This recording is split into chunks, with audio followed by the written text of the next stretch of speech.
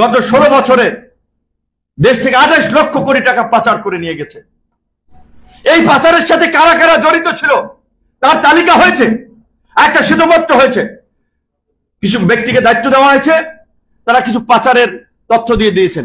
এই পাচারের সাথে কারা কারা জড়িত ছিল তাদেরকেও বিচারের মুখোমুখি করা হোক।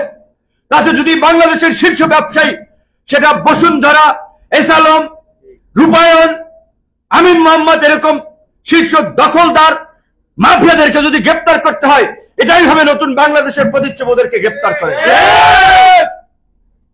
যাতে ভবিষ্যতে কেউ দেশের টাকা পাচার করে, জনগণের সাথে প্রতারণা করে, জনগণের সম্পদ দখল করার এই দুঃসাহস কেউ না দেখায়।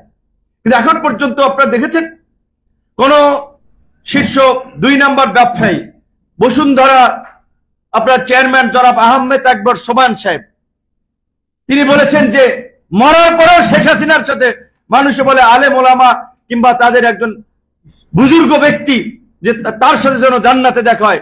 স্বামী বলে স্ত্রীর কথা, স্ত্রী বলে স্বামীর কথা, আত্মীয় স্বজনের কথা। সোবান সাহেব বলেছিল শেখ হাসিনার সাথে মরার পরে দেখা করবে। হ্যাঁ, সেই ব্যবসায়ীরা এখনো কিন্তু দাপটের সাথে ব্যবসা করছে। বাংলাদেশের খাদ্যপণ্য, তেল, আটা, চিনি, গম 5 থেকে 7টা কোম্পানি ইম্পোর্ট করে। এই যে দাম বেড়ে গেল, বাজারের সংকট, দাম বাড়ার পরে আবার স্বাভাবিক। এই যে যারা সিন্ডিকেটের সাথে জড়িত থাকলে 5 থেকে 7টা কোম্পানি খাদ্য বাজারের সাথে জড়িত, একইভাবে আসেন পোল্ট্রি, একইভাবে আসেন কীটনাশক, একইভাবে আসেন সার। সমস্ত জায়গায় আওয়ামী লীগের 16 বছরে কিছু নির্দিষ্ট ব্যক্তি একটা সিন্ডিকেট করে এককভাবে ব্যবসা বাণিজ্য নিয়ন্ত্রণ করছে আর দাম বাড়িয়ে দিচ্ছে। সরকারের জায়গা থেকেও তারা কিছু করতে পারছে না, অনেক জায়গায় ভুক্তভোগী হচ্ছে জনগণ। তাহলে এইভাবে যদি চলতে থাকে, তাহলে যেই জনগণ রক্ত দিয়ে সংগ্রাম করে পরিবর্তন আনলো, সেই জনগণ তা আবার সরকারের বিরুদ্ধে দাঁড়াবে। দুঃখজনক হচ্ছে অভ্যুত্থানের পরে হয় বিপ্লবী সরকার। সিরিয়াতে দেখেছেন না, এইখানে বিপ্লব করেছে আমরা, ছাত্র যুবক তরুণরা।